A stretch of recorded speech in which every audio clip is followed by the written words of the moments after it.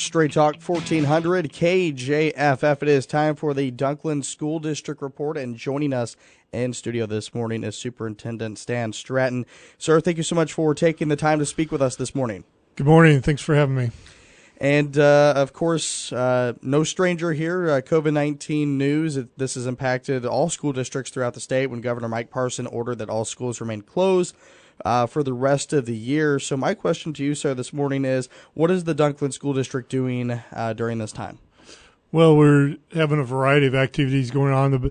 The biggest one that we're doing is our feeding program, and we're serving about 700 students a day.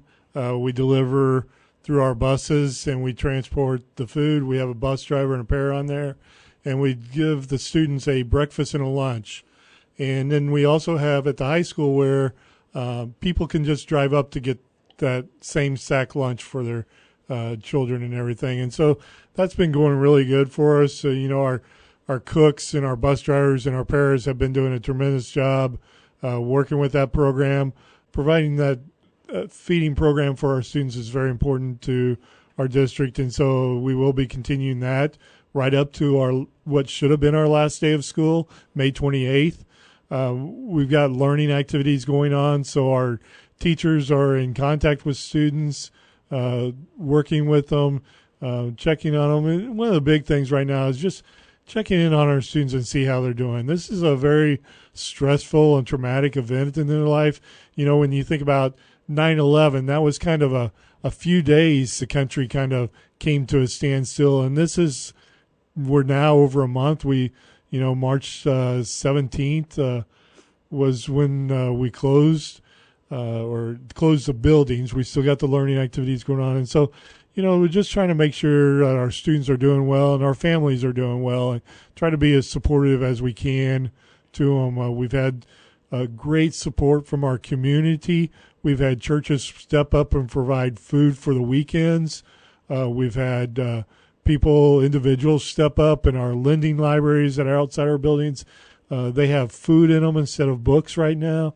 So just really, it's been great to see the outpouring of support and how the community is really coming together to try to support each other. How important is it to have students engaged in daily activities such as online learning? Are teachers really focused on that right now?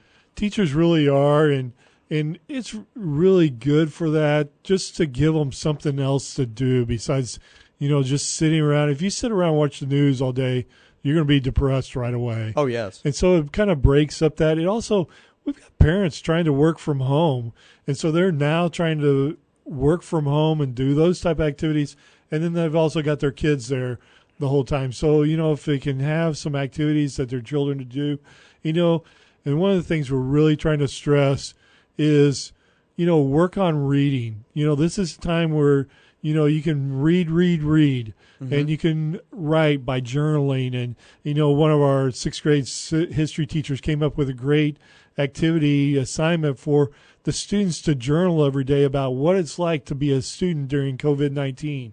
And now 20, 30 years later, they can share that information with their kids or grandkids and everything. It's just, she talked about how 9/11 was an event in her life, and her mom went through, AIDS or the space shuttle blowing up. And so there's always these tragic events that happen in our lives. So now that's going to give those kids something to look back on.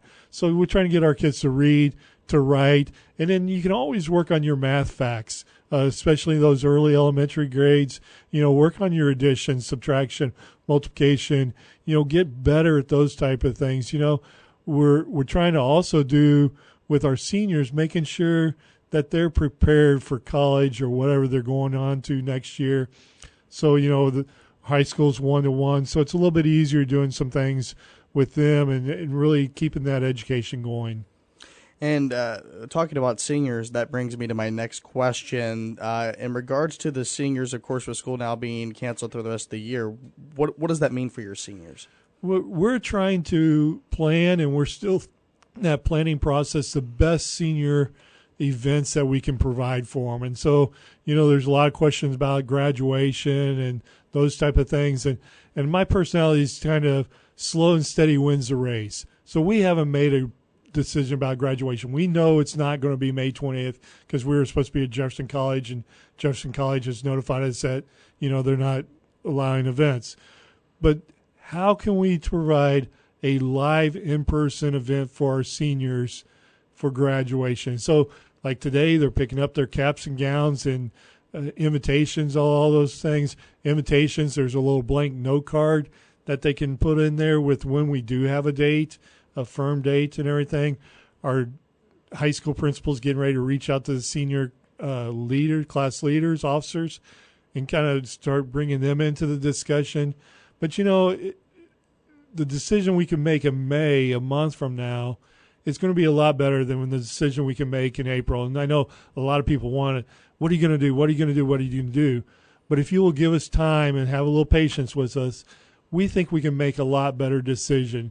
Jefferson County superintendents are still meeting with Dennis Gannon and Kelly Vollmer on a regular basis. And so we're getting that information. So, there's talking about reopening the country now and everything. And so, we're a school of about 100 graduates, 90 graduates. So let's say in June or July, we can have a mass gathering of 100 people. We could do something, have all of our graduates there, our high school principal, our board president, a photographer, seniors get to march into music to our theater. High school principal could call their name and they could walk across the stage and receive their diploma. We think that's a much better event than if we try to do something virtually. And so we're trying to take as much time as we can and just wait and make the best decision. Because, I understand I have a son that's graduating from college this year, so I understand that, not have graduation and everything. So we're trying to do what we can to have the best event that's memorable. It's no way it's going to replace being at Jefferson College and the 2,500 people there in the gym. But can we do something in June or July where we have all 100 graduates and they get to see each other, and they get to walk across the stage?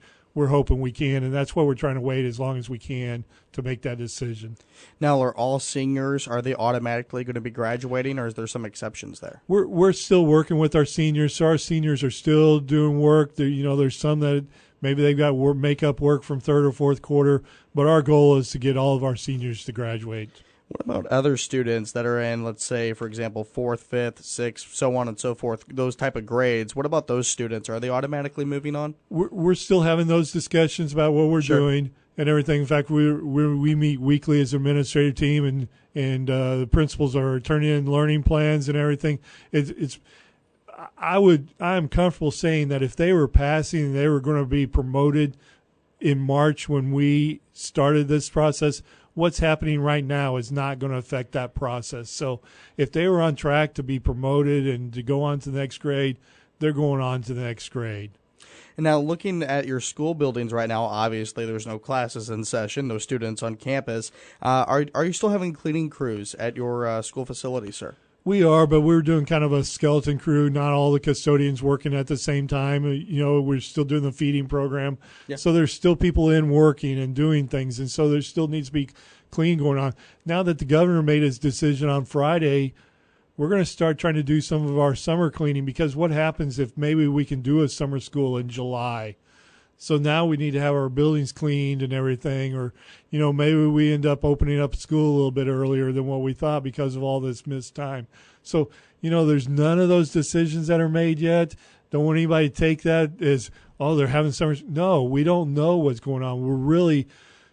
It changes on day by day, and it's not as much hour by hour like it was a month ago, but literally like on Thursday when the governor made that announcement, earlier in the day got an email saying governor's probably going to come out with some announcement next week. We don't know what it is, but he's going to give some guidance to schools.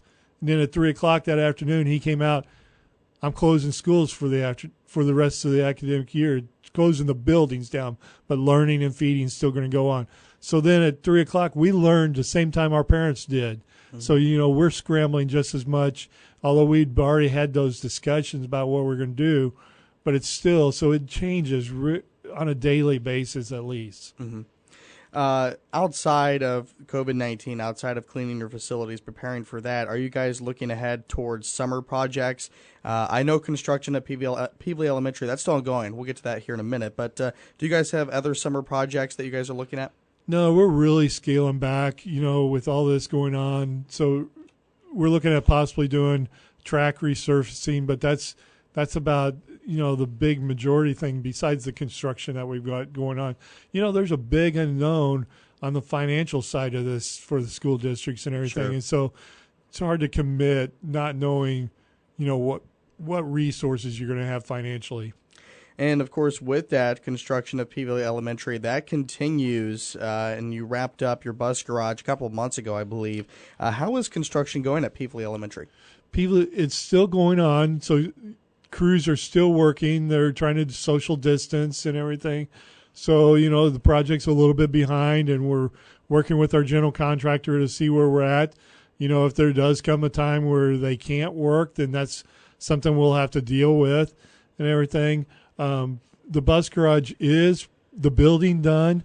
We still got to get the asphalt and concrete in there. Mm-hmm. And so still hopefully within the next month that's going to be wrapped up. And then, Peevely, the goal is still to have that for the start of the school year, but if this goes on much longer, that will be a question. We did have some weather that affected construction for a while. Yeah. And so it's just different things. So that's still kind of we hope, but we're not positive at this point if we are going to have it at the beginning of the school year. All right, very good, sir. And one last thing I wanted to get to this morning is that I know at the end of June you're going to be retiring and you're going to be going to Arkansas to be a superintendent, one of the districts down there. Has this impacted the transition, if you will, from you being superintendent to right now Deputy Superintendent Dr. Clint Freeman? Has that impacted that at all? It really hasn't, because we've been working side by side for 2 years. And so it's maybe sped up the process a little bit more because, we're doing a lot more planning for next year. And so really, the planning for next year, I'm there as kind of a consultant, mm-hmm. but he's really taking the lead on that. We've hired some administrators and that was processes that he led. I wasn't involved in those processes. We talked about them and everything and check in but so it's kind of taking away that hustle and bustle of the day-to-day, schools going on. And so it's maybe allowed him a little bit more time to really focus on getting ready to next year. But it also is bringing some challenges that he's going to face. I mentioned the financial.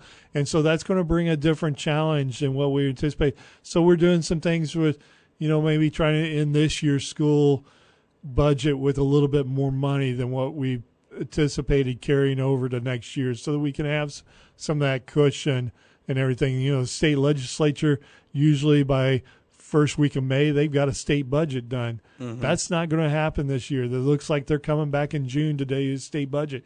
So you're not going to know what your state revenues are until June. July 1, you start a new budget. And so it's put some challenges really more for him. It's probably slowed down my progress, and I'd hope to go to Arkansas a little bit and get familiar before July 1. And so it's kind of slowed down that. But as far as with Dunklin, it's really kind of probably maybe even helped it a little bit because it's allowed him a little bit more time. Now it's a little bit more difficult doing interviews through video conferencing rather than face-to-face and everything. But it's really transition is still going very smoothly, and really looking forward to the completion of my tenure at Dunklin. It's been a great 19 years, 13 as superintendent. I really loved working there, and it's kind of bittersweet at this point.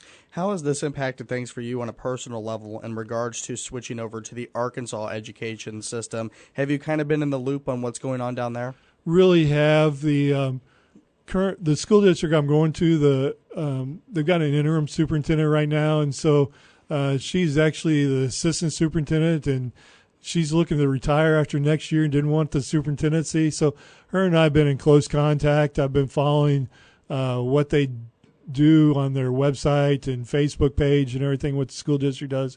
And her and I interact frequently. And then also I've just been, reading the Arkansas newspaper, following what Sure. the governor, they're a little bit more state controlled down there than the local control that Missouri has. So, it's really a lot of it's been coming out of the governor's office, Little Rock. And so I've just really been following that and everything. And they had some things like they had alternative methods of instruction, AMI, already in place. So they are continuing on with their AMI. AMI is coming into Missouri next year. It was on, laws have been passed for that. And so, in that respect, they had some things in place. And so it's kind of been interesting to watch, and also we've been able to interact. They were doing feeding program one way. They were just doing it at their schools because they don't have a stay-at-home order and so they'd been feeding students at the school, even though the school was closed, where we've been doing the bus delivery. They heard how much we were doing, and so they were looking at that. So it's been an interesting transition in that respect to start learning a new state and really getting excited about that. All right, sir. Well, we are actually out of time this morning. Before we go, where can people go for more information about the Dunklin School District? Best place to go is our Facebook page or our website. We'll have all of our Twitter, the tweets are on there and everything. So those are really the best places to go. All right, very good. Sir, thank you so much for your time this morning. Thanks for having me today. All right, you're very welcome. Well, once again, you've been listening to the Dunklin School District Report with Superintendent Stan Stratton right here on Straight Talk 1400 KJFF.